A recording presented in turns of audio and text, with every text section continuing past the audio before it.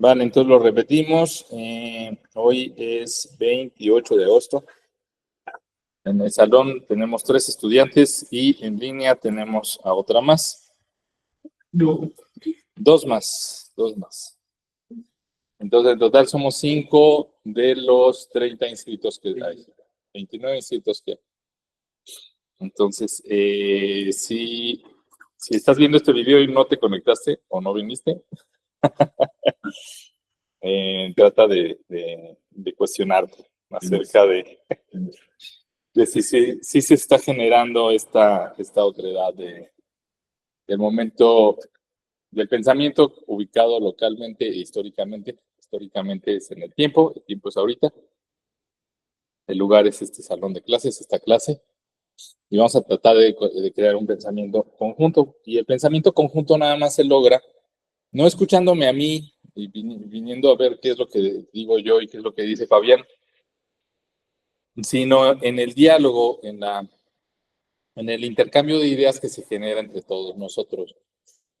Entonces, bueno, ahorita en línea tenemos a Norma, a Sergio y a Yaleb. Emilio, ¿verdad? David. Emilio es el muchacho que se siente por allá, ¿no? David, Luis, Natalia y Baltasar. Va, entonces, a ver, vamos a platicar tantito de la lectura. ¿No? Entonces, lo que me interesa el día de hoy es que desmenucemos un poquito lo que leyeron en las palabras y las cosas. Estuve leyendo sus trabajos y la verdad es que son muy heterogéneos. Hay trabajos de muchos tipos y opiniones muy diversas. Es interesante ver las opiniones que ahorita están plasmando, pues porque las tenemos que ir puliendo, ¿no? Hay muchos errores, no sé si llamarle errores, creo que es más bien producto de su momento histórico y de su geografía en la cual están ahorita inmersos y que, pues sí, va a ser un pequeño reporte de un texto filosófico, pues no es algo a lo que estamos acostumbrados en el día a día, ¿no? Entonces, hay que ir viendo cómo se hacen las cosas. Algunas recomendaciones que les puedo hacer es, no se vale decir, no estoy de acuerdo con esto. Así nada más, sin dar una argumentación clara, porque lo que sucede muchísimas veces es que cuando dicen, no estoy de acuerdo con esto, muy probablemente es que no han terminado de asimilar o de entender el momento histórico y la geografía de Foucault. Es decir, leer un texto de Foucault es tratar de ponerse en los zapatos de Foucault. ¿Quién era Foucault? ¿Cuál era su momento histórico? ¿Qué estaba viviendo? ¿Por qué escribió lo que escribió? Es algo que hay que entender un poquito para poder decir no estoy de acuerdo con él, ¿no? Al final de cuentas, yo siento que sucede un poquito como en matemáticas, ¿no? De repente nos están dando, yo me acuerdo que cuando me empezaron a dar los axiomas de los números reales, de repente me dijeron el axioma del supremo, ¿no? Es todo conjunto finito y acotado, perdón, todo conjunto acotado tiene un supremo, ¿no?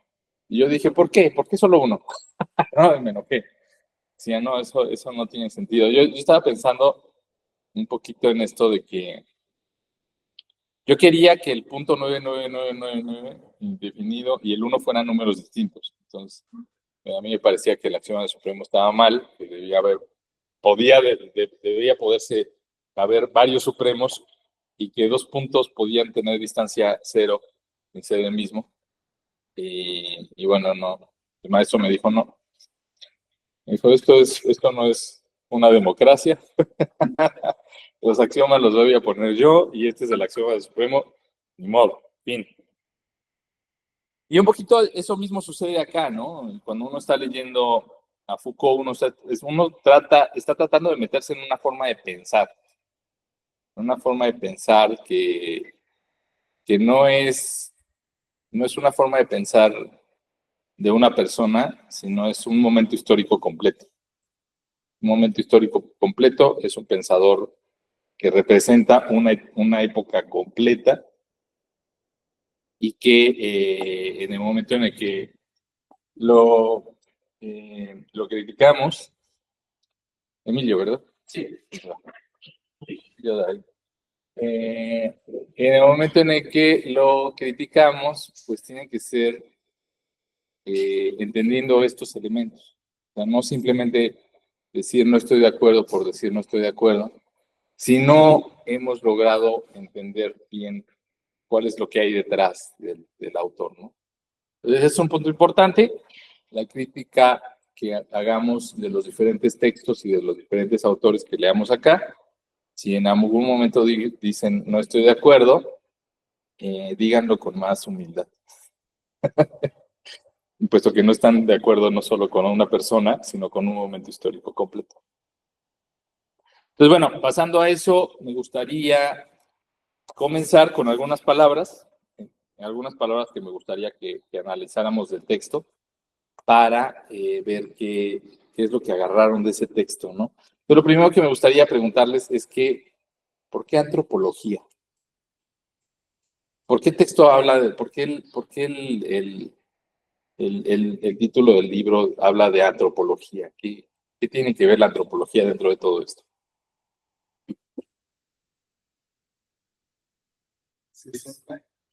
Bueno, sí que es muy bueno.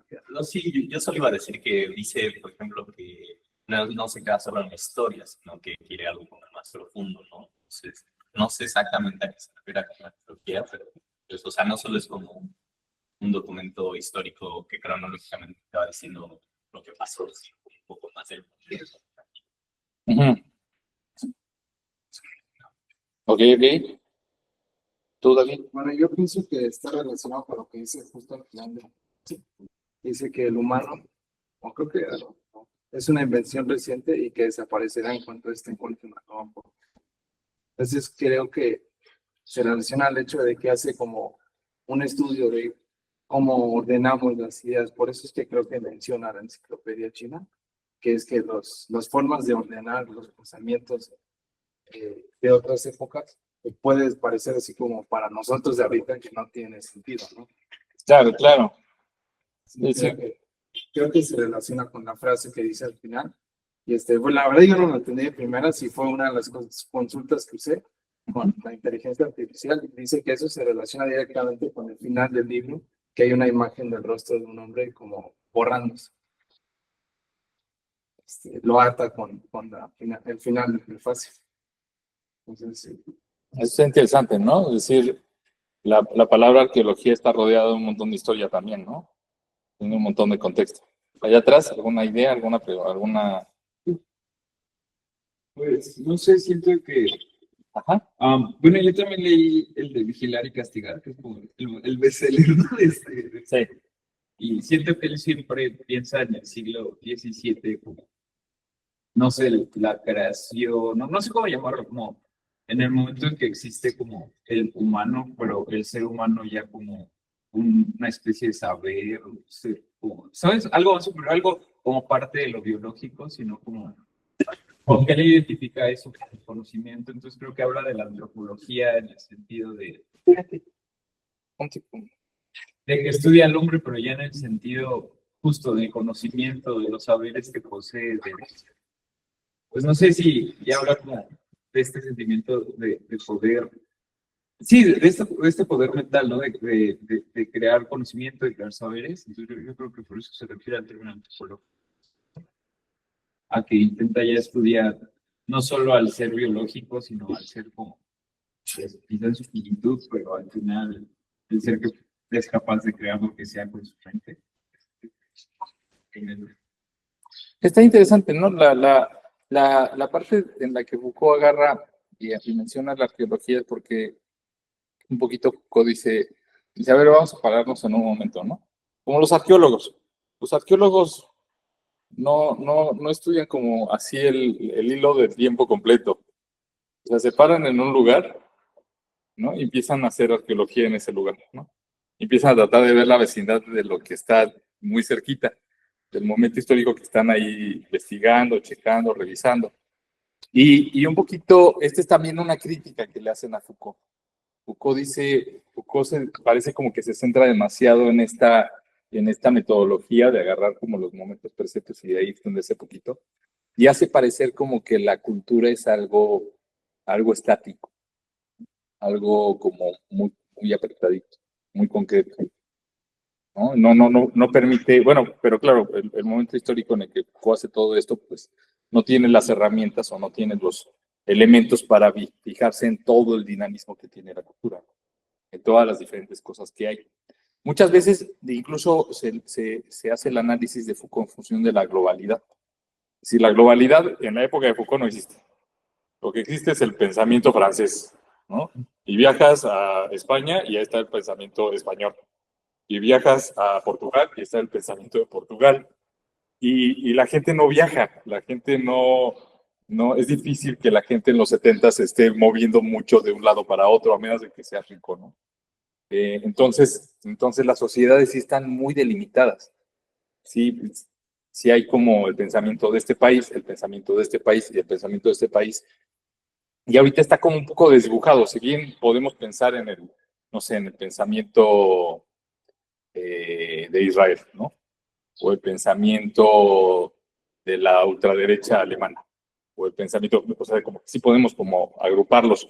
Ahorita hay tanta migración y hay tanto mezcla entre todas las culturas que uno va casi a cualquier país y encuentras manchitas de todas las demás culturas dentro de ese país, ¿no? Eso no pasaba en la época. Y aparte del acceso, ¿no? Porque cuando vi el PDF, se tradujo 2 años, bueno, se terminó de traducir 2 años después del libro. Ajá. Y yo imagino que alguien, inclusive en España, que pensé que iba arribita, no era tan fácil que fuera a comprar el libro de Foucault en francés, ¿no? O sea, siento que al final tenía que esperar la traducción y quizá Foucault ya estaba pensando en otras cosas para el momento, ¿no? De la traducción, ¿no? O sea, De hecho, pues sí hay un cambio en el pensamiento de Foucault, ¿no? No vamos a analizar el pensamiento de Foucault de sus últimos años. Sí, Foucault, pues era un revolucionario, ¿no? Era un tipo bastante complejo y al final de su vida sufrió un juicio muy fuerte, ¿no? Por parte del Estado. y ahorita Entonces, también. bueno, ahorita ya no vive, ¿no? Pero lo que pasó con él, de lo que le descubrieron, De eso no estoy enterado. vio que violaban Oh, Dios mío. africanos. Qué rayos. Sí, sí, sí. Por eso ahora está la duda si hay que leer a Foucault o no. Ah, mira, esto está interesante. Sí, Ya lo funaron. y tiene como 3 años, ¿eh? O sea, no tiene mucho que descubrieron todo esto. La funa de Foucault. Bueno, ya ni modo, ya no podremos enseñar a Foucault aquí en la mesa. Y es terrible, ¿no? La cultura de la funa es Sí, complicadísima. te deja pensando que ya lo dejo de Sí. leer. Yo en los 2000 les estudiaba mucho a unos hindús y de repente en 2015 los funaron, ¿no? Y yo, rayos. ¿No lo sigo estudiando o no lo sigo estudiando? Porque ya sientes que hay mucha incongruencia, ¿no? Que cómo estás estudiando algo tan incongruente. Pero eso como que pasa todo el tiempo, ¿no? Todo el tiempo uno está leyendo a alguien. Eh, ¿Cómo se llama este autor? Hay un libro de semiótica muy importante. El, de, el del autor del tambor de Jalata, ¿te acuerdas? No, no sé si saben Beniste, pero ¿Eh? Benveniste. ¿Feminista? No. No sé. Es ¿eh? Vas a buscarlo rápido. Interrogantes. ¿Punto de Gras es el de tambor de Jalata? Sí, bueno, eso dice y de quién es.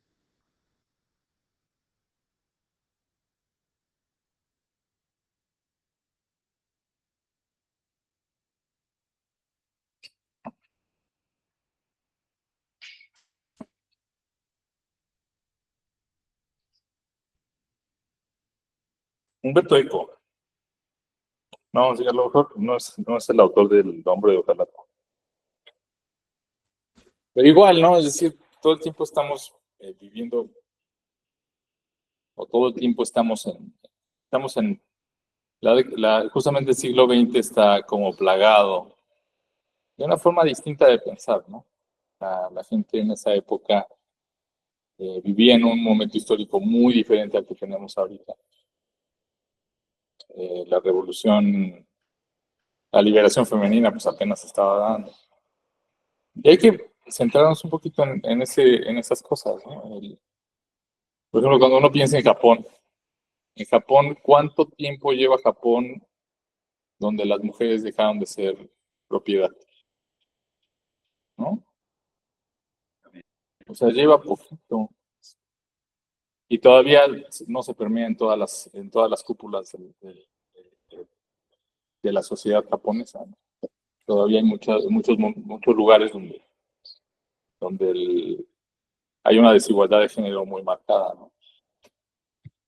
Y, y uno lo puede ver incluso en el idioma, ¿no? En la lengua misma. El- cuando uno escribe, ven que los japoneses escriben con ideogramas, ¿no? Los kanjis. Y el kanji de problemas es un kanji de casa con 3 mujeres dentro. Y el kanji de problemas. Dices, híjole, ¿cómo pelear ideológicamente con una cultura que lo tiene tatuado en lo más profundo de su lingüística? O sea, ¿cómo? Pero cuando nos vamos al español y nos fijamos en las etimologías de las palabras, encontramos todas similares. No es fácil modificar una cultura. No es fácil modificar una forma de pensar si no trabajamos también con la lingüística del mismo proceso. ¿Qué pasó cuando se trató de meter la terminación E para hablar de inclusión? La gente se volvió loca, ¿no? ¿Qué pasó cuando la gente decía, es que a ver, cuando hablas en masculino, según la Real Academia de la Lengua Española, cuando hablas en masculino, estás hablando de todos o de los hombres, ¿no? Entonces no es necesario el cambiar eso lingüísticamente porque ya está bien definido en la Real Academia. La gente decía, no, espérate, es que desde ahí está mal, ¿no? O sea, hay que reconstruir el lenguaje para que podamos tener verdadera igualdad, para que podamos tener verdadera forma, para que podamos estar como conjunto bien. Pues sentirte visibilizado, ¿no? Sí, o sea, porque si tu lengua no lo dice, pues no es que no exista realmente, pero al final es como, pues si pasaras desapercibido, ¿no? Y yo creo que toda la gente que está en contra se les olvida que pues, la lengua también es algo político. Yo no entiendo la necesidad de escuchar señores rancios ahí de la academia. Sí, bueno, sí. Es como si reclamara una mariposa porque que no hay género en la palabra. O sea, no decimos mariposo o mariposa. Y ellos se quejaran porque no distinguimos entre género. Sí, creo que, a ver, sí, el asunto va más de fondo, ¿no? Es decir, sí hay muchos elementos dentro de la cultura actual que no están representados dentro del lenguaje. Y esos elementos de la cultura están pidiendo que se manifieste dentro del lenguaje. Al final de cuentas, el lenguaje tiene que ser una representación de lo que sucede en la sociedad, ¿no? Entonces, el problema se da justamente por una falta de reconocimiento. Entonces, por ejemplo, Aparente, porque siento como que es aparente. es una aparente. Falta de reconocimiento, porque sí estamos reconocidos en el lenguaje, porque a fin de cuentas lo último del lenguaje es que nos entendamos, ¿no? De transmitir las ideas. Justo, pero si no hay toda la riqueza de palabras necesarias para podernos entender, entonces hay algo como que no está, ¿no? Es decir, en el momento en el que una de las cosas muy interesantes de esta discusión es algo que voy a tratar de hacer mucha referencia en la segunda parte del curso, que es lo que significan las palabras, ¿no? Cuando justamente Por ejemplo, tú y yo somos más o menos del mismo momento cultural. El momento cultural donde la cultura de género no existía. Y ahorita hay un montón de cultura de género, ¿no? Y lo primero que uno tiene que entender de eso es que las palabras que identifican a los géneros, la palabra hombre, la palabra mujer, no significan lo mismo en las dos culturas. Son palabras completamente diferentes. Y eso es el primer paso para poder entender por qué se crea toda esta cultura desde nuestros puntos de vista, para poder tener apertura en la comunicación. Porque la comunicación significa poder pararnos en las palabras de los otros, entender cómo están construidas esas palabras. A lo mejor sin renunciar a las nuestras, porque al final de cuentas es nuestra cultura y es nuestra forma de pensar. Pero sí tenemos que tener esa flexibilidad para entender cómo es la forma en la que se usan las palabras y cómo se conectan entre sí dentro de las diferentes culturas con las que trabajamos, con las que nos entendemos. No sé si me explico. Esta es la misma conversación o este es el mismo punto de vista que les planteo cuando hago un poco el chiste, ¿no? De que qué pasa cuando ponemos a panistas y a morenistas a hablar. Pues están diciendo, los dos se ponen a discutir ahí en la Cámara de Senadores, tienen un discurso que parece que se está peleando, y cuando uno hace un análisis un poco más profundo, pues te das cuenta de que no están hablando, de que las palabras significan cosas diferentes en los dos lenguajes. Y mientras no unifiquen las palabras, pues no se puede hacer un diálogo, porque no se están entendiendo ni siquiera. Uno termina criticando al otro como de que no entiende o como de que no está siendo congruente o que no está siendo correcto, porque no logramos proyectar la forma en la que se conectan las palabras dentro del otro en nosotros mismos, ¿no? Y así no podemos llegar como a un acuerdo, no podemos llegar como a una estructura como más sencilla. ¿Sí? ¿Más o menos? Bueno, a ver, antes de seguir, me gustaría escuchar algo que les haya llamado mucho la atención de este prefacio, de las palabras y las cosas. Este prefacio es bastante complejo. A mí me parece que hay muchísimas cosas, muchísimos hilos que podemos sacar. Coméntenme algo que les haya gustado mucho o que les haya movido un poco. Pues me sonó a este libro de las revoluciones científicas un poco. ¿Ok? El de Kuhn. Sí, sobre cómo hay un paradigma de pensamiento y cómo esto al final, bueno, pues sí, permea en el lenguaje, ¿no? O sea, el ejemplo de Borges. Y pues no sé, estaba pensando en ejemplos en el español actual, cómo usamos ciertos sustantivos, o ahora cómo decimos mucho esto de la morición, la suicidación, este rompimiento morfológico, porque pues alude mucho a un sistema cultural que tenemos presente, ¿no? Que es pues, el Internet. Pero también me pasó, también está algo muy chistoso, porque pensé en la palabra automorición. O ese tipo de cosas. Sí, sí, pero ya me hice el suicidio. Dicen automorición. Sí, porque YouTube Te cancela. te cancela. Sí. Te desmonetiza. Ajá, exacto. Y entonces, todo este juego de palabras para evitar la censura de YouTube, que ya ha permeado incluso en el lenguaje hablado del día a día, ¿no? O sea, me pareció muy chistoso, ¿no? Incluso que las personas como dicen, como de, me voy a dar de baja de la vida, o como todos esos tipos de palabras que ocupamos. O lo desvivió, ¿no? Exacto, desvivir, era desvivir, claro. Sí. O sea, me suena mucho a lo que dice del impacto cultural, porque ve cómo estamos reformulando la morfología del español a causa de una normativa, ¿no? O el hombre del bigotito, ¿no? Claro, ¿no? Exacto, que ahora está disfrazado de algo en Estados Unidos, porque sigue siendo algo normativo y que nos está dando como un poco de control sobre cómo tenemos que comportarnos, cómo ha llevado eso a que nuestro mismo lenguaje, estando tan lejos que Estados Unidos y aquí, pues hagamos lo mismo, ¿no? Ya no digamos, pues me morí o se murió, porque no hay que decirle automorición o darse baja de la vida, ¿no? Me pareció muy, muy interesante y pensé mucho en eso, ¿no? O sea, cómo un paradigma puede cambiar pues el sistema lingüístico. Pero observen eso, observen esa parte.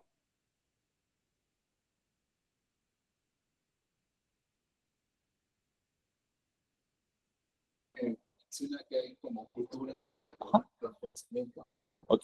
Sé que una es más como empírica, la otra es más científica, y como que lo que está en medio es lo que se centra Ok, como en algo más. Bueno, lo que entendí es que hay como, es que es una mezcla de las dos, ¿no? Entiendes que hay un orden, nada más que no entiendes por qué ese orden de pensar, del pensamiento. Por eso la antropología, ¿no? ¿Cómo le pondrías el nombre a eso? Ajá. Sí, porque si no tiene nombre no podemos hablar de ello, ¿no? Como una teoría pragmática, ¿no? Como algo así. Vaya a saber. ¿Alguien más? Pues, a mí me llama mucho la atención eso, ¿no? Que se juntan mucho con lo que Habla más fuerte, porque no te van a escuchar en línea. sí, que decía, ¿no? Hemos definido no como de la mejor forma posible, sino como hemos podido.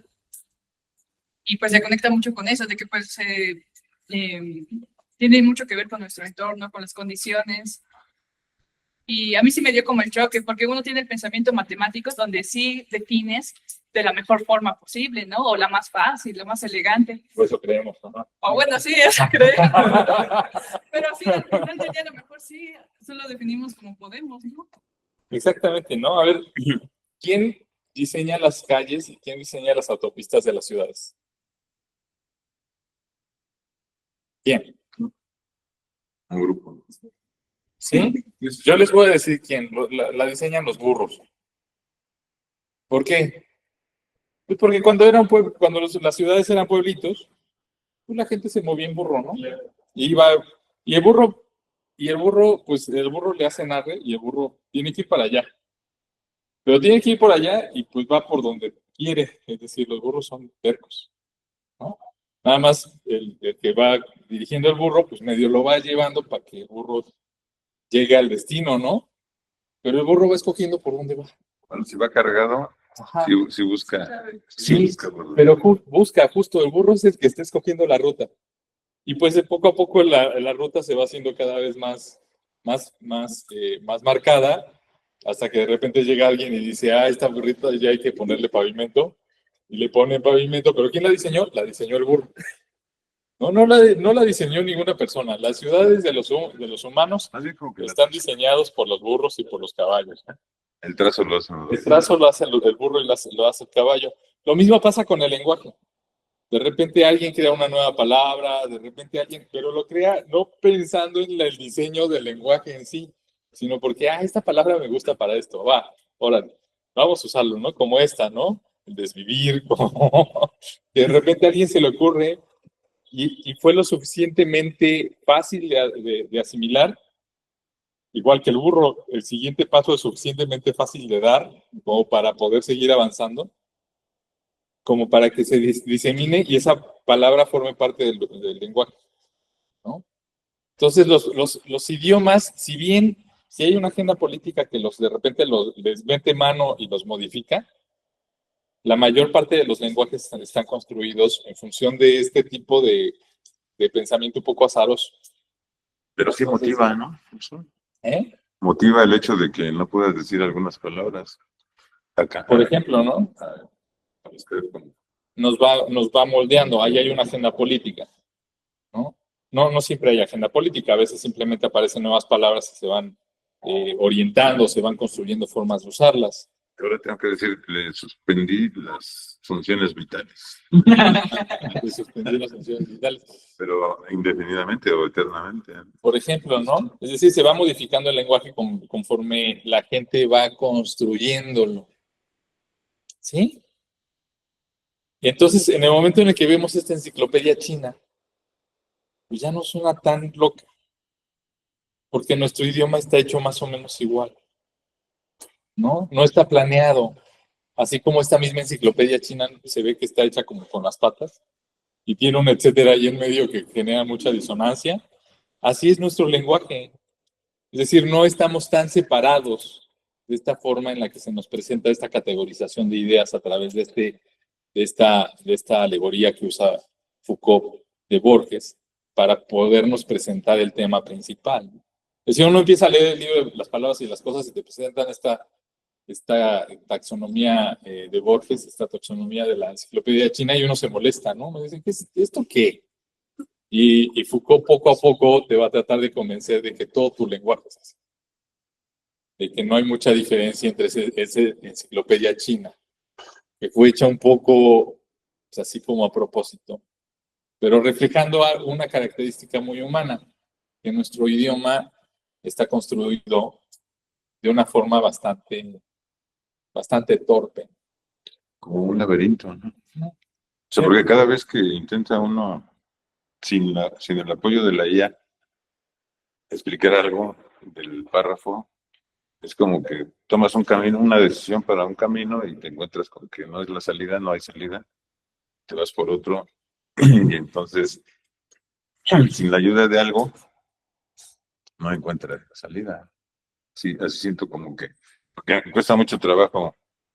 Cada vez que lo lees, tienes una interpretación diferente. Porque no sabes, ¿no? Por si no he leído esa parte de qué significa la parte del libro chino, que al final, como dice el joven, hace una referencia a que se está difuminando, borrando la imagen de la persona al final. Y entonces hago una interpretación de lo que quiere decir, pero es una interpretación de quien en ese momento está utilizando ese camino, ¿no? Esa visión de lo que quiso decir, porque a fin de cuentas nadie está de acuerdo en lo que quiso decir ahorita, ¿no? O sea, todos tenemos como una idea, aunque pudiera ser parecida, pero diferente. Exactamente, ¿no? Todos tenemos ideas diferentes. Y mañana vamos a tener una idea diferente. Y pasado otra.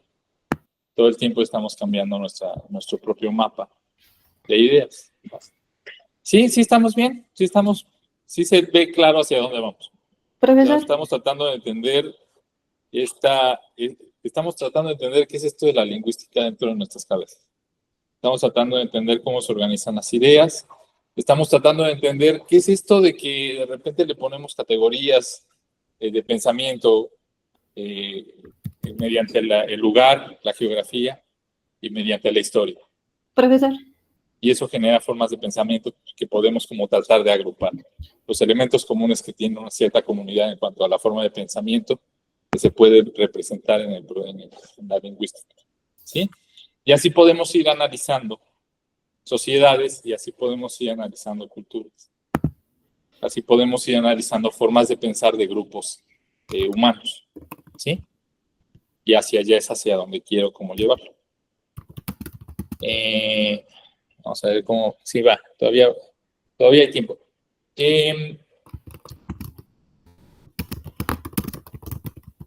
Una de las cosas que me gustaría que... A ver, Aline, no te escucho nada. ¿ahí no me escucha? A ver, ya te escucho. Ah, Va. perfecto. Bueno, antes de que continúe, yo quiero dar como una contraparte y a mí en realidad la lectura no me agradó. Creo que sí hay como muchos paradigmas, como bien comenta mis compañeros, pero este enfoque no invita al cuestionamiento. A ver, ¿ahí me escuchas? Sí, Antes de que des tu punto de vista, pues yo te conozco porque tomaste el curso pasado conmigo, pero si quieres presentarte antes para ah, que sepan tu contexto. claro, yo estudié actuaría en la FES Zacatlán hace algunos años y estoy estudiando lingüística en la Facultad de Filosofía y Letras actualmente. Estoy haciendo una maestría en inteligencia artificial y estoy concluyendo un certificado en ciencia de datos aplicado en R. Estoy haciendo una investigación de lingüística en compañía con una de mis maestras de la carrera de fonética y fonología y bueno, me metí igual a este curso pues para seguir acuñando y aprendiendo más cosas. Vas, Aline, ahora sí. Bueno, de la lectura que estuve leyendo no me gustó mucho porque sé que el enfoque nos invita a cuestionar, más bien no nos invita a cuestionarnos sobre la dicotomía entre lo biológico, lo social y lo individual. Si bien parte de la parte social omite la parte biológica y el tema de la percepción de la realidad. También noté que se centra en el orden, pero esto no tiene sentido si no se considera el significado y los cambios en los significados a lo largo del tiempo. Y también es importante recalcar que el lenguaje es un fenómeno vivo, por lo cual va a tener diferentes tipos de transmutaciones a lo largo del tiempo. También hace una connotación fuerte en el uso de usar el lenguaje para temas de análisis de filosofía, economía, etcétera, pero no todo se queda ahí. O sea, creo que hay que tener en cuenta que hoy en día los sistemas sociales y educativos exigen el dominio de otras lenguas para acceder a ciertos privilegios, y eso hace que nosotros como lengua acotemos información nueva o nos orille a tener nuevas habilidades o nuevos privilegios dominando ciertas lenguas. Por ejemplo, si yo quiero, no sé, estudiar en una empresa gringa, necesito aprender el inglés porque no tengo acceso a ello, ¿no? Y si me voy un poco atrás, tengo compañeros que vienen de comunidades que hablan algún tipo de idioma como en indígena o el zapoteco, tienen que aprender español y luego tienen que aprender inglés para poder acceder a eso, ¿no? Entonces, la realidad y la percepción cambian. Cada idioma tiene una propia estructura, una regla y una lógica, o sea, no están hechos solamente por azar. Y hay otra cosa que tampoco no se habla, y no es lo mismo pensar en un silogismo en español derivado de la tradición grecolatina, que es de la cual nuestro vocabulario viene, que si yo pienso en el náhuatl, que es fruto del suelo americano, son totalmente diferentes, y tampoco se aborda la parte en cómo una lengua dominante influye sobre la otra, y ahí hablamos de exterminios. La lengua, ser un fenómeno vivo, va a pasar que muchas palabras, o como comentaba mi compañero, oye, por el uso de tal palabra no la podemos decir, voy a buscarme otra para hablar de ella, ¿no? Entonces, generacionalmente, no solamente mueren las personas, sino también mueren sus hablantes y los significados, y eso también genera un impacto. Y con las nuevas tecnologías o los nuevos descubrimientos se generan otras palabras para poder dar un significado y una significancia, ¿no? Entonces, el lenguaje se divide siempre en dos ramificaciones que son importantes. La parte emocional como vehículo, que es un integrador de conexión con otras personas de nacionalidad, etcétera, y la parte racional para poder descifrar y darle un sentido a lo que estudiamos, darle esa coherencia. Y no hay que olvidar que este tipo de resultados es algo muy inherente de las transformaciones históricas, que son muy profundas y que en muchos casos se ocasionan a partir de situaciones violentas.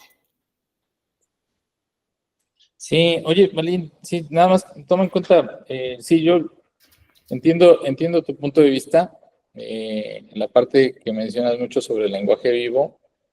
Lo que sí te invito es a que en el contexto histórico que acabamos de mencionar acerca de en qué momento escribió Foucault esto, ¿no?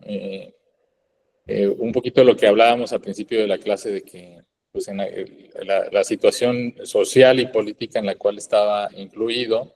Y pues yo creo que pues más adelante en los mismos libros de Foucault y en las mismas lecturas que se vayan haciendo, muchos de estos elementos que mencionas los vas a poder ver también dentro de esta misma literatura, ¿no? Es decir, Foucault analiza mucho la relación del poder y la relación, estas que mencionas, de cómo el idioma está metido dentro de estas estructuras.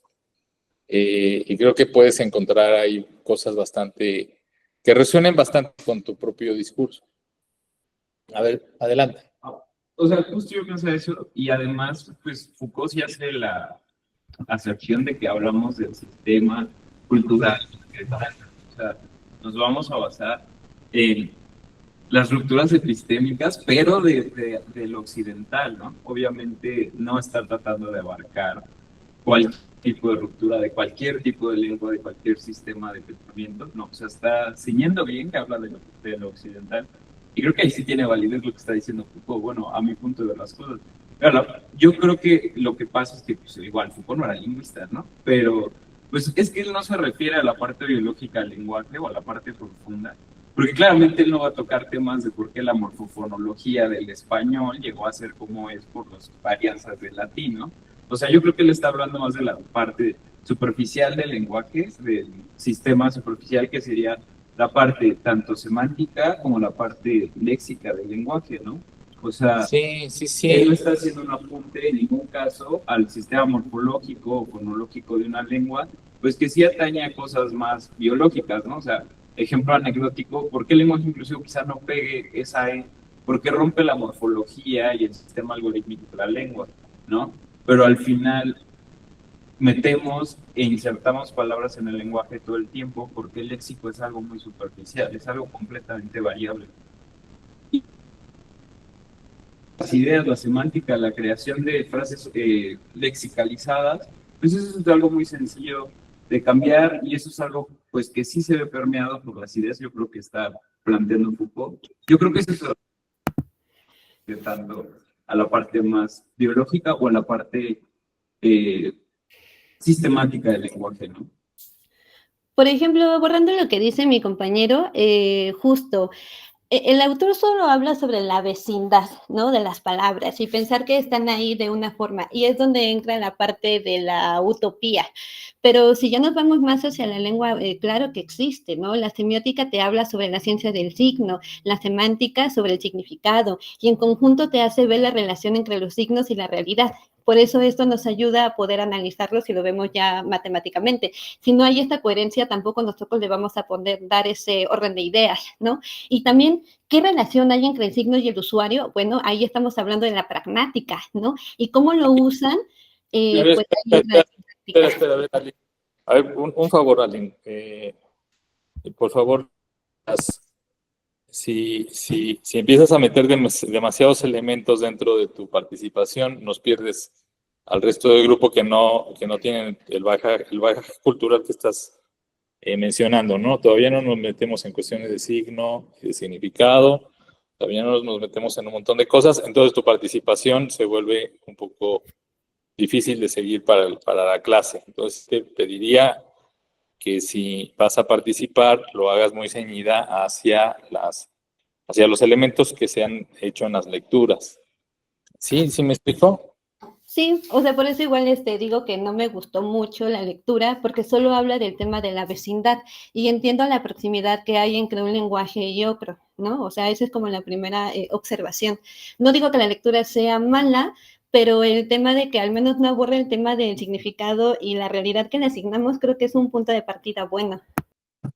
Pues sí, pero es un prefacio, ¿no? Sí, es decir, todavía es el prefacio y también hay que tomar en cuenta pues igual y lo alcanzamos a ver aquí en la clase, cómo se da este procesamiento histórico de la semiótica, cómo decanta al final en Foucault y cómo estas ideas pues sí se relacionan muy bien con toda la semiótica de las décadas pasadas, pero eso no es todavía el tema. Si quieres eso si de repente vemos a Peirce y a Saussure, ya lo platicamos y lo revisamos. ¿Vale? Adelante, Natalia. Bueno, también yo creo que es importante no perder el enfoque de este curso, ya que, pues, quizá ambos, tanto Aline como Luis, pues son lingüistas, ¿no? O sea, la lingüística es una ciencia que se estudia por muchos años y nosotros somos neófitos en este tema. Y creo que, pues, a mí me pareció muy interesante como este discurso o hacia dónde fue encaminado en dónde es que esta taxonomía, la que da el ejemplo de Borges, como que se yuxtapone, ¿no? O sea, como que converge todo hasta cierto punto y que es ese lugar. O sea, a mí me pareció muy interesante porque al final en la inteligencia artificial, por ejemplo, ChatGPT o ese tipo de cosas, ¿cómo es posible hacer tangible este lugar o esta forma de ver las cosas que son como tan propias del humano, ¿no? A la interpretación. Y por ejemplo, ayer estaba leyendo una noticia de que demandaron a OpenAI en California porque un chico de 16 años se suicidó, le dijo a ChatGPT y ChatGPT pues no avisó a las autoridades ni nada, sino por el contrario, pues le dio validez a sus ideas suicidas, o sea, y aquí no es tanto como la forma de si está bien o está mal, es más bien como el significado que puede interpretar la máquina, ¿no? O sea, porque al final solo son palabras, solo son colecciones de palabras, pero creo que a mí es lo que me parece interesante como hacer esta línea o dibujar como hacia dónde puede ir encaminado todo este discurso más allá de la filosofía que pueda haber dentro de esta que quizá para nosotros o quizá para mí como matemática, que sí me gusta la filosofía, pero creo yo ser muy nueva en esto, pues me resulta un poco complicado, ¿no? Sí, sí, sí. Y me gusta cómo lo estás viendo, ¿no? Me gusta que estés viendo qué hay detrás de todo esto que estamos haciendo. O sea, el analizar los procesos lingüísticos a través de no podemos meternos dentro de un cerebro y ver cómo se relacionan las palabras unas con otras, no podemos, pero podemos hacer modelos de cómo pensamos que eso pasa. Que en el momento en el que tenemos los primeros modelos grandes del lenguaje, los primeros GPTs, tenemos por fin algo donde podemos medio entender qué está pasando dentro. Entonces, estas bases de datos vectoriales y estos grafos que vamos a estar construyendo nos acercan un poquito al modelo, a qué es lo que podemos entender dentro de la lingüística, y nos acercan un poquito a tratar de tener un playground donde podamos hacer experimentos y donde podamos hacer algo que hasta la fecha era muy difícil, ¿no? Y eso es lo que creo que vale mucho la pena de este tipo de cursos, ¿no? Que justamente la intención es abrir un nuevo campo, ¿no? Y ir explorando por esos lados. Entonces, bueno, Aline, muchísimas gracias por tu participación. A todos los que participaron el día de hoy, muchísimas gracias. Espero que les esté gustando la clase. Yo sé que algunas de las lecturas van a molestar. Hay una lectura que a mí me molesta mucho y no por eso se las voy a dejar de dar, que es justamente unos biólogos que también ponen su granito de arena y hablan sobre cómo el lenguaje evoluciona. Y pues las vamos a leer, ¿no? Todas. Seguramente ahí me van a escuchar enojado, ¿no? Con los biólogos. Pero bueno, el chiste es nutrirnos lo más posible de todas las diferentes formas de pensar esto y ver qué podemos ir aportando nosotros, ¿vale? Pues pasen muy bonito día y nos vemos el lunes. Les voy a dejar este fin de semana, por favor, échense el capítulo 1. Ya sea alguien que no te gustó mucho Foucault, pero dale una oportunidad, estoy seguro que sí te puede gustar algunas cosas, sobre todo en este discurso sobre el poder que veo que te llama la atención, y vamos a ver qué tal, ¿vale? Pasen muy bonito día, pasen muy bonito fin de semana, nos vemos el lunes, chao, chao.